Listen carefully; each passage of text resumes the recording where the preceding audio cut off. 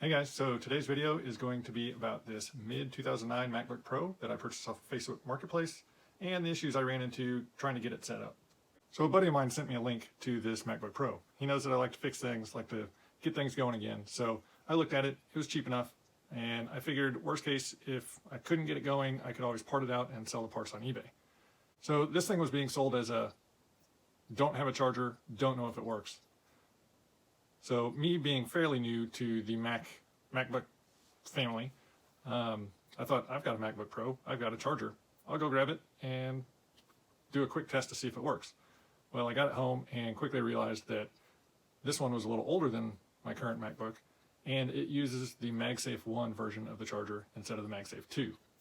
So I hopped on Amazon and ordered just a generic MagSafe 1 charger, and I'll leave a link to that down in the description.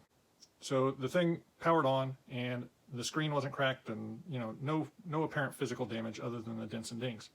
But I ran into two issues when trying to get this thing set up.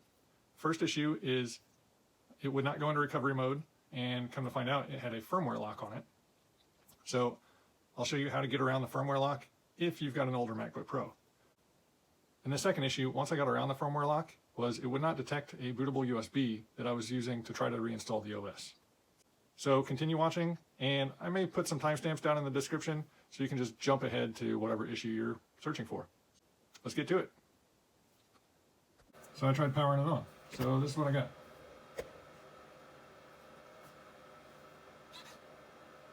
And just stays a white screen. Oh, and now I've got a flashing folder with a question mark.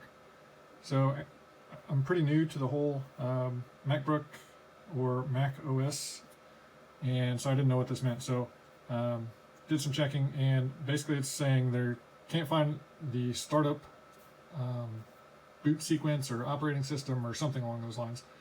So several of the solutions online was power it off, hold it down until it's powered off, and then either hit the power button and do one of the key commands, Option R, or Command R, or Option Command R, or Option Command R and P. None of those work. Nothing worked. And so I found another video that said just hold Option and go that route. So hit power, hold Option,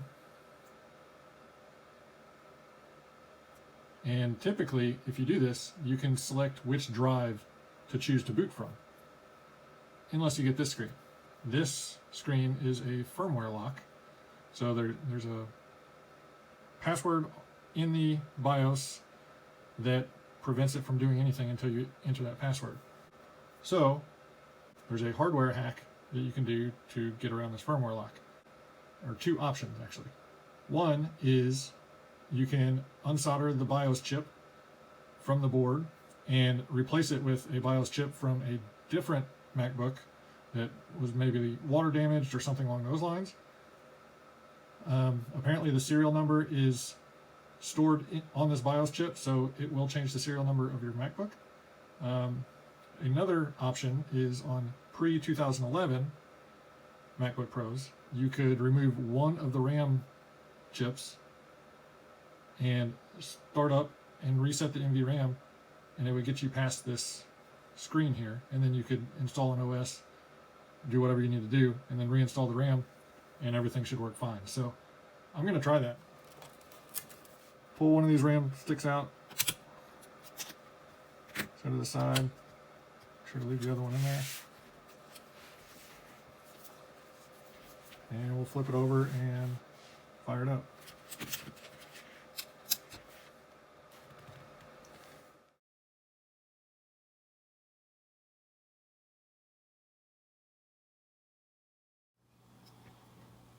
Alright, so I just tried to boot into where I can select my startup disk, and currently you can see I have no disks that can be used for startup.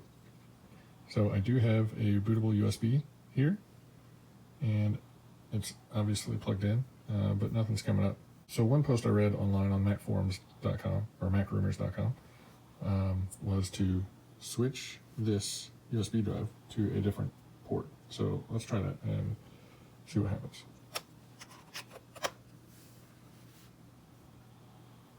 Aha, there it is. So I'm going to click, this is the El Capitan, and we'll click install. And we'll let that go through and see what happens. All right, install in progress. Check back in about 9 minutes. Okay, so we got to the point where it restarted, and you can see it's flashing the folder. USB stick is still going, but it's acting like it can't find a drive. So I'm going to try this again and switch this to the other USB port. And there we go, it's taken off again. So I'm going to let this run and we'll see what happens. Alright, so there we go. I had gone to bed and just let it go on its own, and then I heard it in here talking. So looks like El Capitan is installed and ready to be set up.